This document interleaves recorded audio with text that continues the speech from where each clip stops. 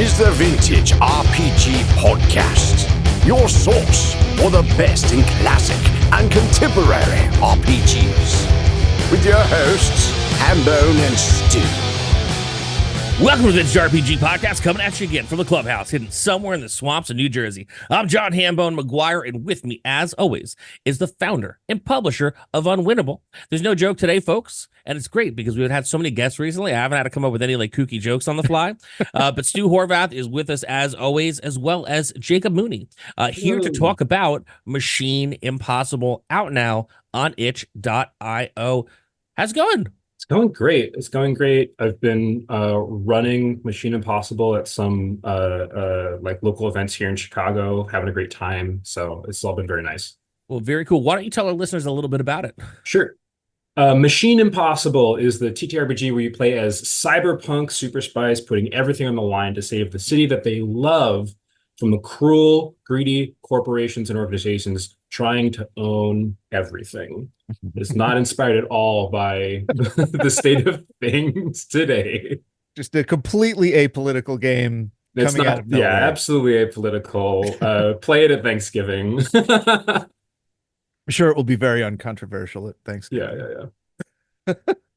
I kind of want to, as I was going through the rules, towards the back, you have a bit of advice for the GM that says, don't forget that these characters are cyborgs.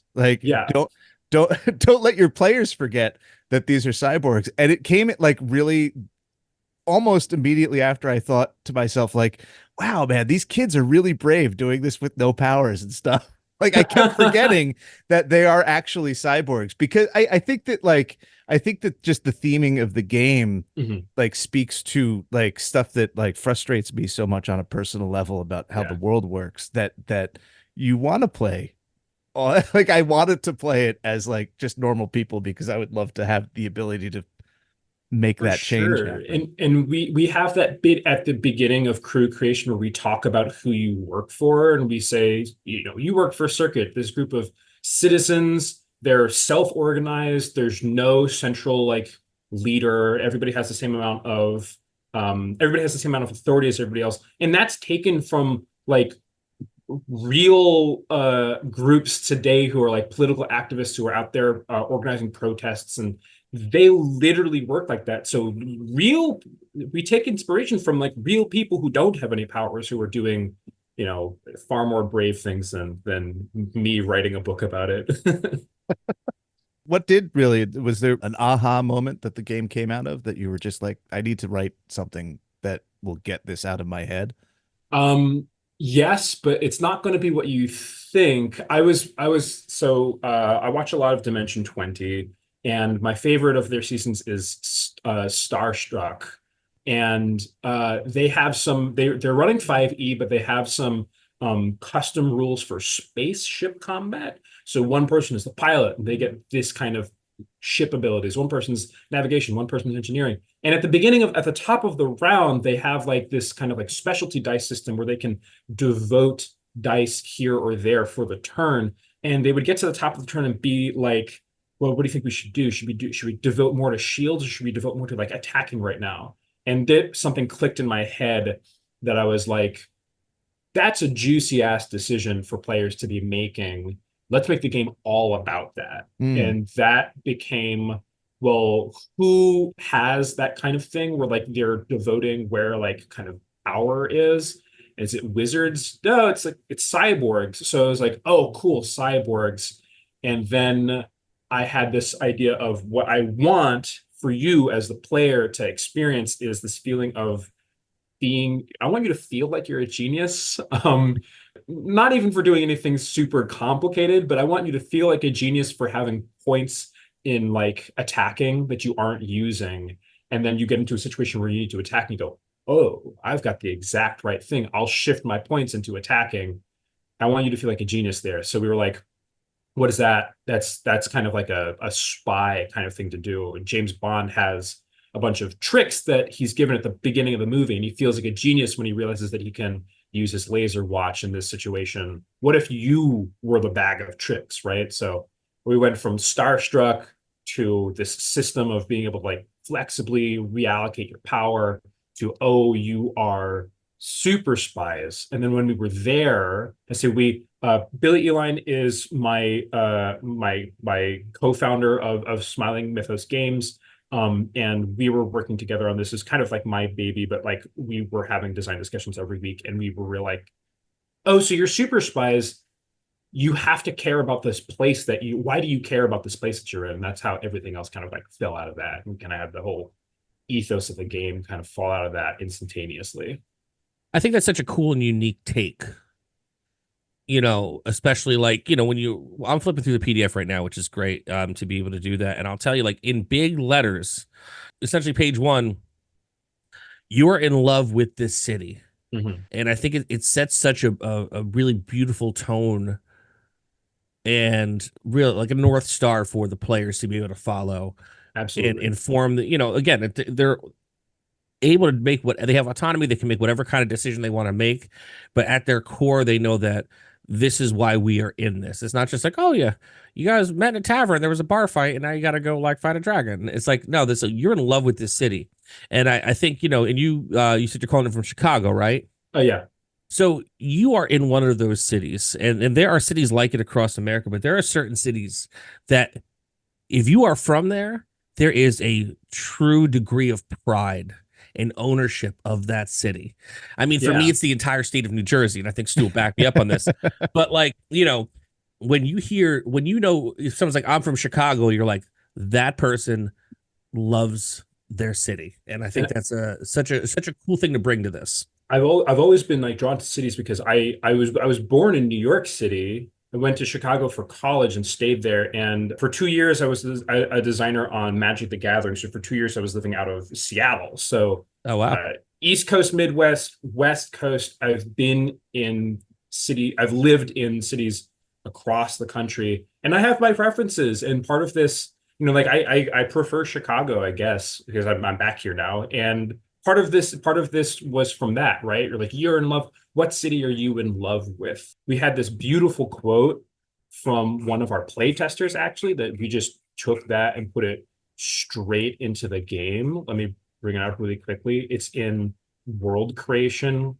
She was like, you know what this game really is about? She was like, this game is about thinking about all the places you've ever lived. Think about all the things you adored about them and all the things you wish you could change. And I was like, you just put a magnifying glass on like what the entire game is about, and we just put that into the rule book. It's interesting to me because there's so few, like we play these make-believe games, right? But like so few of them are arranged around change. Like I'm literally sitting here thinking like there's like 2 off the top of my head: Underground from like 92 or 3, and then Protect the Block, which was a few years ago. It was a superhero game powered by the Apocalypse, cool. I think. But like there's so few games that are just like Dungeons and Dragons is all about like, I guess the change is personal. There's no external change. Like you're not as part of the game. You could you could turn the game into anything. But I'm always fascinated by games that, because like in real life, so much of life is arranged around trying to change things for the better, right?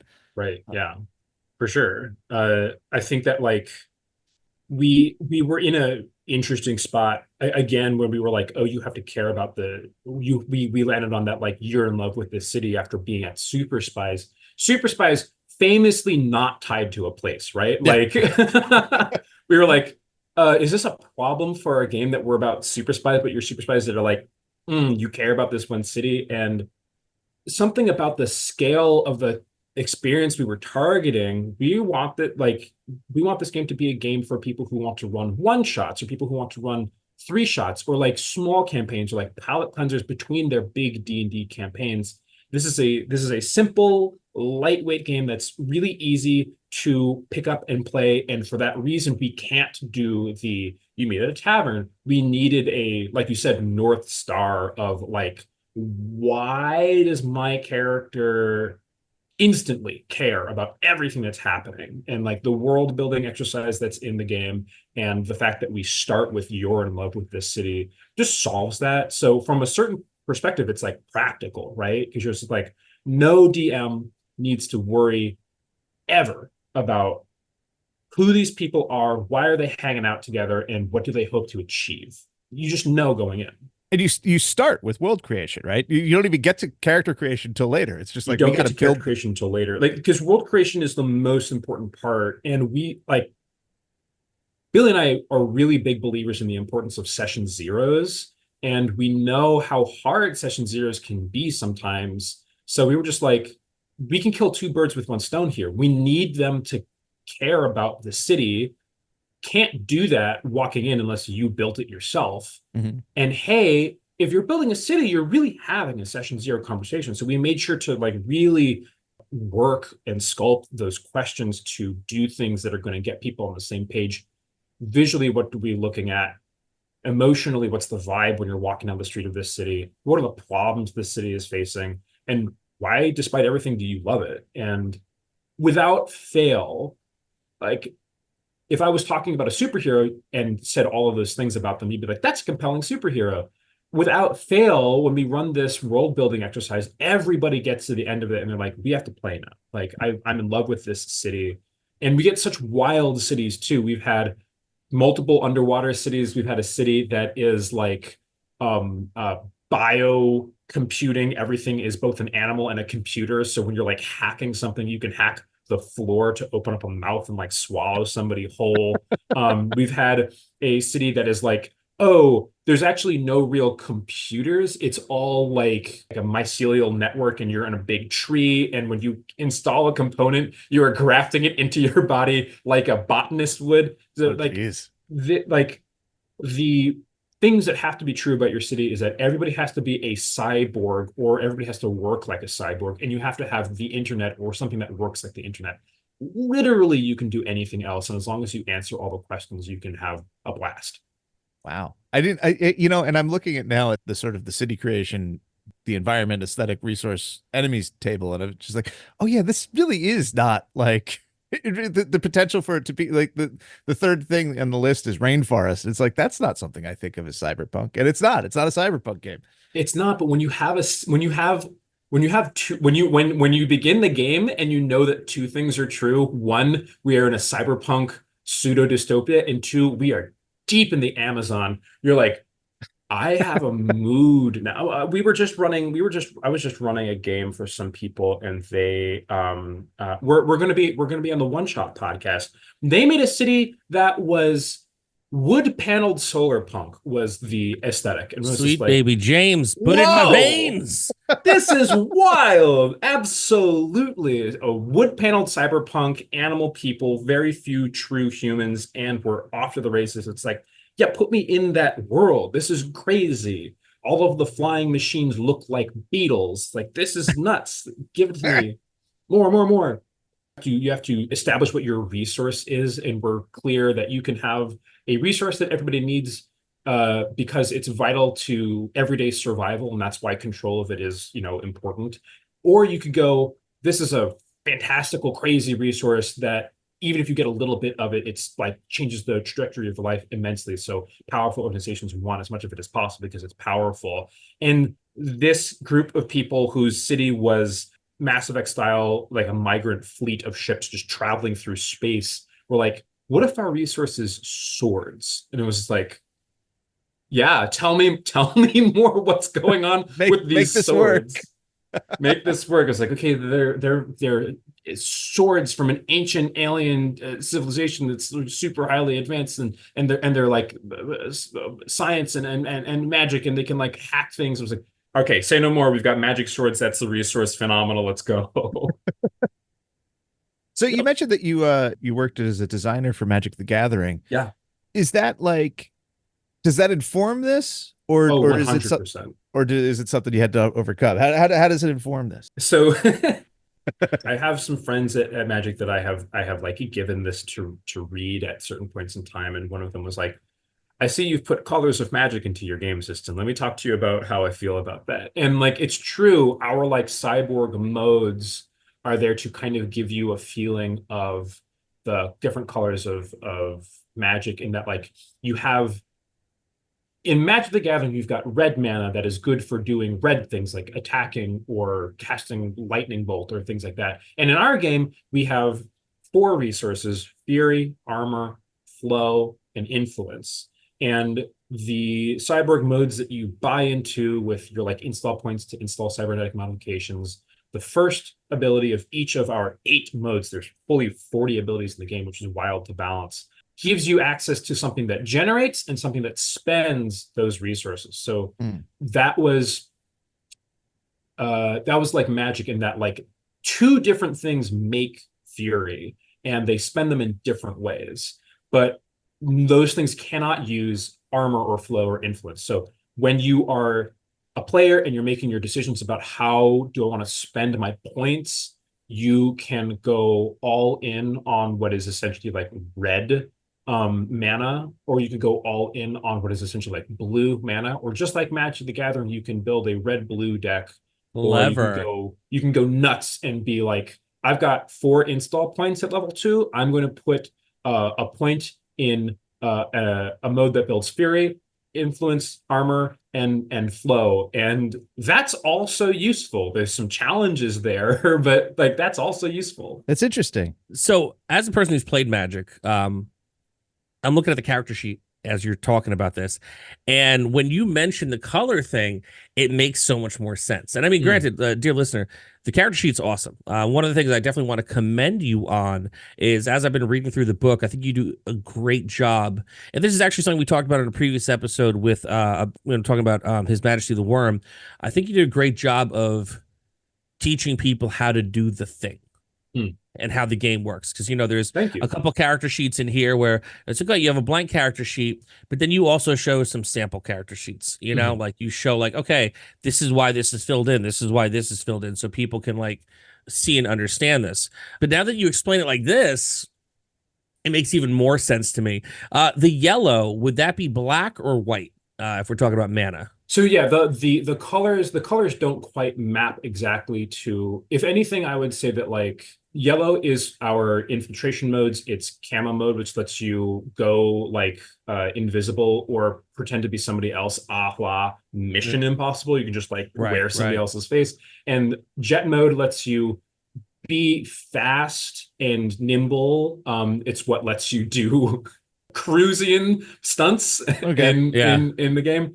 And so, but what they really speak to mechanically is flexibility. Yeah. I can be anybody. I can sound like anybody. I can be anywhere. And even the way that jet mode activates its ability is that like we struggled really hard to capture the essence of speed in mechanics, where we're a very theater of the mind game. Yeah, it's lightweight. So like we can't be like, you double your movement speed. It doesn't really like, okay, that's not very compelling. No. So we struggled for a long time and hit upon mechanical swiftness of like, okay, you've got some flow, bank. Hey, guess what? You can just switch that to whatever other resource you want. And that really made people feel amazing, but it's flexibility. So in Magic the Gathering, the colors of flexibility are kind of green and white. Yeah, makes sense.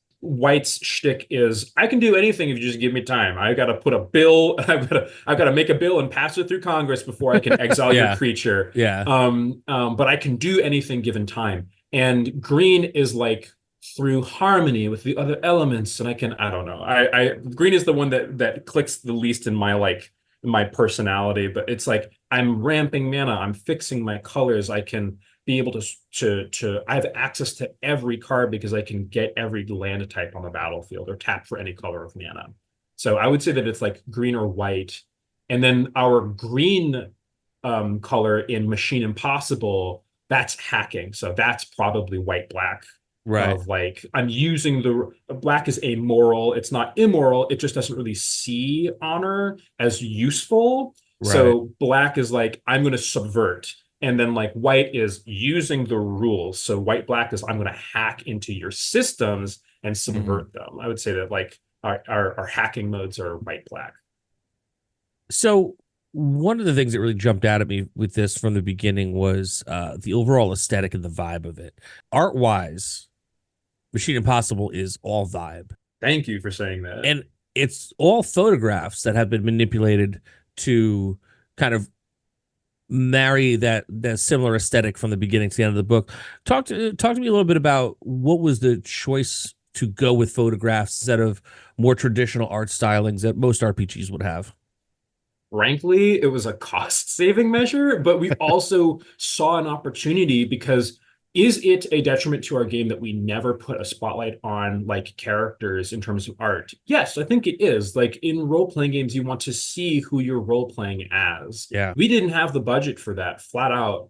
Yeah. But we have a unique opportunity that the city is a star. It is arguably more important than our ensemble of characters. And there's a wealth of photos that you can find. We used Unsplash, and we credit the photographer in every instance that their work shows up. Unsplash is a place where you can freely use photographs, and you don't even need to attribute, but attribution is important for us, especially making a punk game. And also it means that we're as much as you can be sure anymore, we're fairly certain that there's no AI art in any of this, unless one of these photographers was using AI art. But they would be lying to Unsplash if they were doing so. But we needed to save money on art, and we had this opportunity to showcase cities. And we have two layout artists. Shout out to Sean Patrick Kane, who was kind of the initial layout artist. That opening page of like "You're in love with this city" with like washed out pink, very like empathic kind of just hits you in the heart kind of page. He showed us that, and we were like, boom, that is our look. And then Sean Patrick Kane kind of built the skeleton of our entire document, and then had to like depart the project. Got busy with other things. And then Fox Smith absolutely hit out of the park with like everything else, the typesetting and like all of the example boxes. We were like, we need the example boxes to look, I don't know, like it's got some kind of like something to it. And then she was just like, say no more, and hit us with this like amazing like MS-DOS kind of like inset that I love. We were like, this document is great. Sean Patrick King gave us a great layout, but everything looks so clean that like it feels almost clinical, which makes me almost feel like we're the bad guys watching reading this. And then Fox came in and hit us with this like grainy concrete background texture that just gives so much more oomph to all the things that you're reading. So big ups to both of those layout artists. Well, I mean, there's a duality to it, right? And I really do think that completely aligned with the punk aesthetic of it is that necessity of the mother of invention. Also, kudos to you for recognizing that you didn't have a budget, instead of just being like, okay, I'm just going to use AI art. Like you found a great path forward for it that I think actually makes the book better, because it really does tie it together. And you often hear about the stories about like when you like certain movies, like the city's the character, like, like Ferris Bueller for Chicago, like anything set in New York. New York is a character as much as anyone else in the movie. And I think that the art aesthetic of the book, it does tie that together very, very nicely. Little bow. The duality of it, though, is that, it is a very clinical book and a very clinical zine. And I think that is a credit to you as a game designer, because I think sometimes when you get a little too off campus when it comes to design, it becomes a little bit harder for someone to pick it up, plug and play. And this, thank you for saying that. Yeah, no, it ain't lying if it's true. And I'll tell you that something like this, I'm confident anyone could pick up, and you have done a great job throughout it, explaining to people how to actually do the thing. And I'm confident that people could pick up Machine Impossible and actually get the point. Yeah, one of our, I say company wide, we are two people. One of our like company, one of our company kind of like pillars is accessibility, or at least ease of use. That's why for our dice rolling mechanic, it's just, there's no math other than adding and some subtracting for contested rolls. And yeah, we are a very, to talk about accessibility even more and being able to pick up and play it, we're a very storytelling forward duo. We love world building. So when we built that world building exercise, we were like, everybody's going to love this. And we ran into evidence to the contrary that like world building is hard, everybody. World building is hard, and it is we love to do it. We do it all the time. So it doesn't like a lot of that friction of like jumping into world building for the first time wasn't there for us. But like running into playtests and people being like, I'm feeling overwhelmed. I need some kind of like safety valve here. And we're like, oh shoot. Oh, crap. Yeah. So two things that we added was a bit right before world creation where we're like, hey, it's okay if you get overwhelmed and leave some of these blank. Like it is not going to harm. All you need to do at the end of this exercise is be on the same page about what kind of city you want to defend and why you love it. If you leave some of these questions blank, that's fine. We get it. World building is you answering a question and then that answer raising two more questions. And that's overwhelming, but it's also part of the fun. You can completely leave that out if you're feeling overwhelmed. That was our playtesters who were feeling friction and stress were like, oh, thank you. I get it now. And we also put in that rollable table, which helps you just spin up a city really quickly. Mm-hmm. And we also made sure to we make a world building section, and then we have an example world building section. And if you don't want to do world building, you can just take Dewa City from the book and just be like, we're running in this city. Mm-hmm. So this is dumb. But I have to tell you this. I don't know what you're going to do with this information, but the photo spread for world creation. Mm-hmm. I saw that. I looked at it, and I was looking at it inside out. It just did not make sense to me. I see like the little boxes. It's like a doorway with a hall, and then these like little pyramids. And I know it's the side of a building, but I just couldn't figure it out. And then all of a sudden, I'm looking at it. Like, and then I scroll away and I scroll back, and now it's balconies, and I'm just like, wow.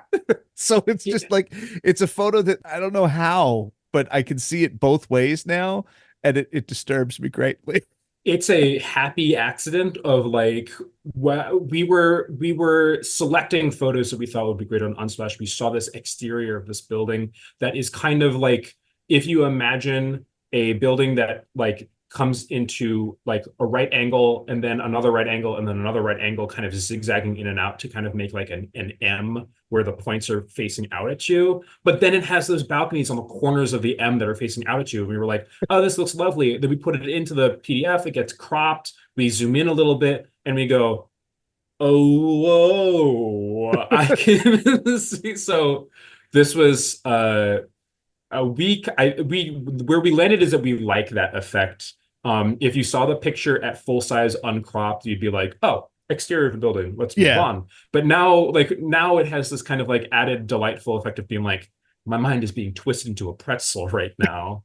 Awesome. There was a moment where I thought that it was like sideways, that you it's wild. Like, oh man, and it's like it's partly the architecture, it's also the sort of curious lighting. It's just all of it is very all of these balconies have their lighting, but we're also seeing it from below. So like the exterior is dark and what looks like the floor is actually the ceiling of each balcony. Yes. And for me, the thing that orients me is that if you look really closely, if you look at the space in between C and R in creation, then you go down, you can see that somebody's hanging like a rug to like dry. Yeah.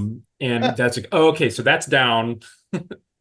Yeah, no, it was such like a like once I started seeing it right, I had just such like a really lovely like aha moment. Like I had like positive endorphin rush. It was really I don't think I've ever had that. Accident, but like totally an accident, but like a really delightful one, right? Mm. Well, very cool, Jacob. It's been great chatting with you today. Thank you. We said at the top of the show, it's on itch.io. Why don't you tell our listeners a little more about picking it up on itch.io? Yeah, so you can pick it up on itch.io, search for Machine Impossible on itch.io, you'll find it, or go to smilingmythosgames.com. That's our website. We have a link to Machine Impossible on itch.io right there. It's only $5, and when I told my friend that, she was like, Jacob, why are you selling this for $5? It's less than the cost of a sandwich. And I was like, honestly, one, we don't really know what we're doing. But two, we wanted to make sure that it was accessible to as many people as possible. Most people pay $10, but like for people who don't have $10, five is great. And if enough people buy it, there's this supplement that we want to do called Machine Impossible Key to the City. We want to take some of the cities that we've seen made in playtests and feature them there and offer some example missions to run in each of those cities. We want to build in some unlisted mods, some blacklist modification, some black market modifications into the game as like supplemental rules that don't cost an install point to install. They cost something darker, like health, or they like lock you out of something else and give you like this intriguing devil's bargain kind of thing of like, do I want this extra power, but it comes at a cost? And then some other options for people who want to like run fights differently and things like that. We would love to do that. And also, we want everybody as possible to pick this up, because we're already working on other things, including our next TTRPG, which maybe, fingers crossed, will be out next year, called Sluggers. Sluggers is a TTRPG where you play as Little League baseball players who have to slay Major League monsters. Yes. Yes. And being that the World Series usually happens in October.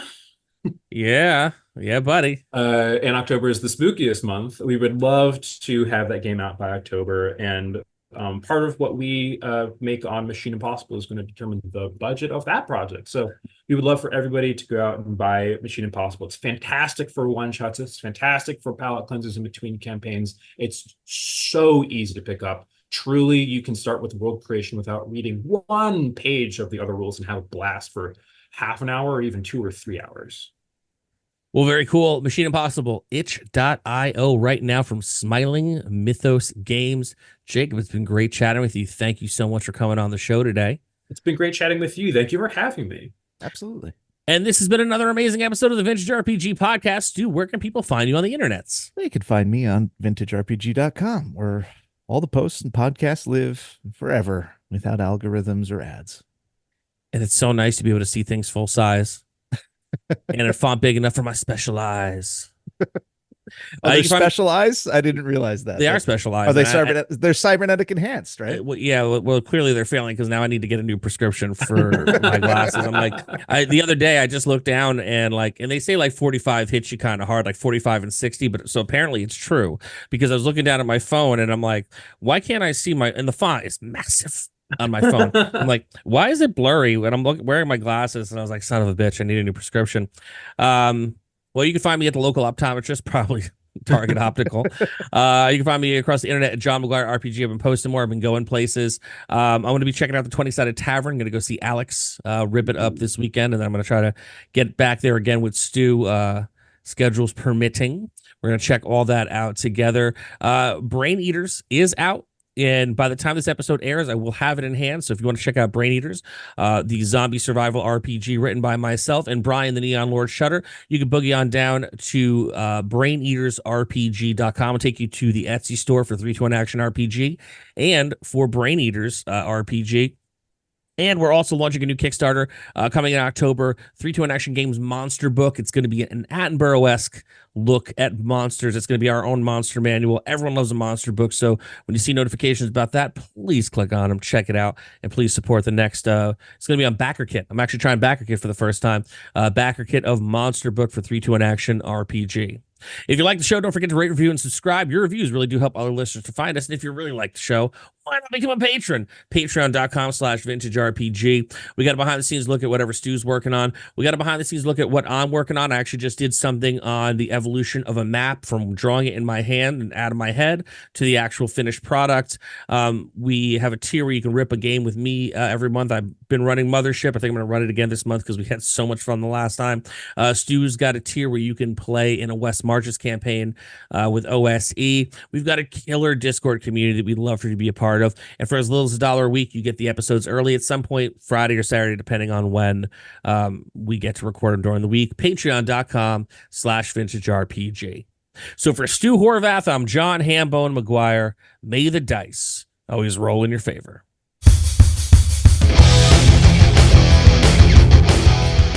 Thanks for listening. Don't forget to like, review, and subscribe to the podcast.